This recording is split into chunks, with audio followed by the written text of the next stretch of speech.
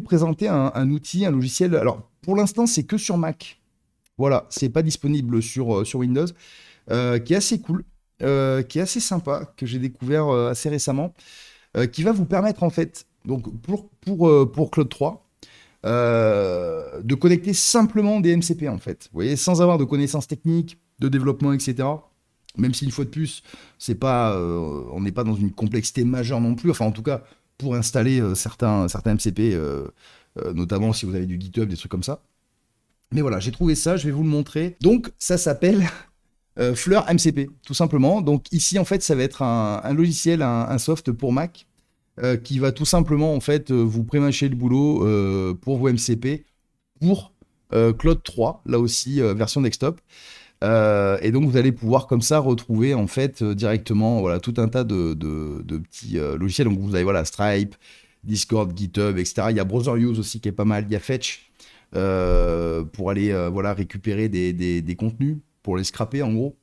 Enfin bref, il y a pas mal de choses, bon GitHub évidemment.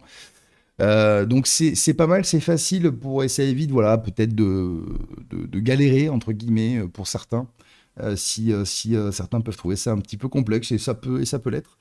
Donc ici, tout simplement, vous allez venir installer, en fait, donc télécharger et installer Fleur MCP donc pour Mac pour l'instant, hein, c'est pas dispo sur Windows. Une fois que cela est fait, hop, ici donc on a Claude, ok, pour desktop, donc c'est la version logicielle évidemment. Moi, on va dire que j'ai installé, donc évidemment, hein, je l'ai déjà installé en amont. Bon, de toute façon, c'est une install pour Mac classique, il n'y a rien d'extraordinaire. Voilà, ici vous allez retrouver qu'une donc l'app, hein, tout simplement. Donc, il vous suffit après d'installer les MCP dont vous avez l'utilité. Voilà. Donc vous avez voilà, le browser Chrome, hein, là, du coup, qui va faire de l'automatisation comme Browser Use. On a Browser Use aussi, donc on va l'installer. Donc voilà, vous voyez, il faut le relancer à chaque fois. On a Brave, on a Hacker News, voilà. Donc pour l'instant, c'est vrai que c'est pas forcément ultra fourni, ok. Donc disponible pour Windsurf aussi. J'ai vu ça hier aussi, c'est pas mal. Voilà, donc Obsidian, etc. Bref. Donc dans l'idée, ça fait quoi? Mais ça vous fait un petit raccourci, ça vous évite d'installer, de rentrer dans tous les sens. Donc ici, par exemple, on va lui demander depuis Browser Use que j'ai installé, donc hein, trouve des forums sur le jardinage, par exemple. Et donc là, on va avoir une fenêtre qui va s'ouvrir.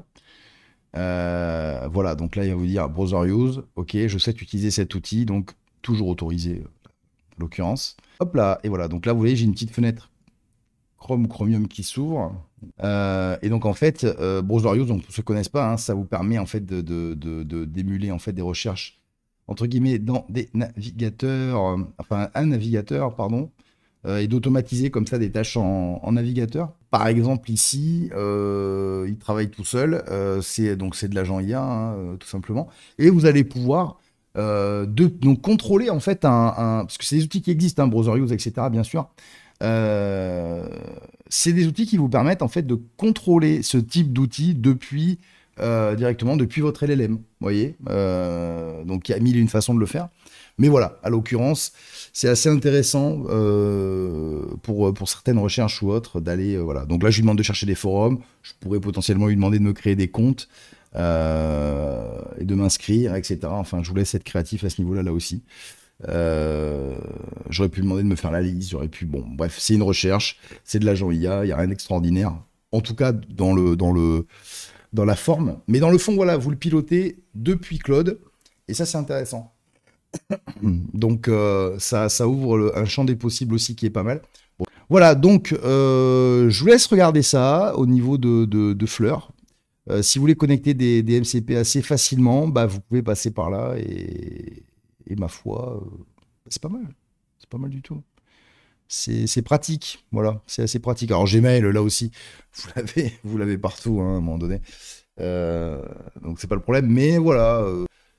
Selon vos appétences, là aussi, si vous préférez travailler avec Claude, par exemple, ça peut être pratique. Bon, c'est open source, hein, je pense que c'est un soft qui tend à rajouter pas mal d'API, de MCP dedans. Donc affaire à suivre là-dessus, ça peut être cool.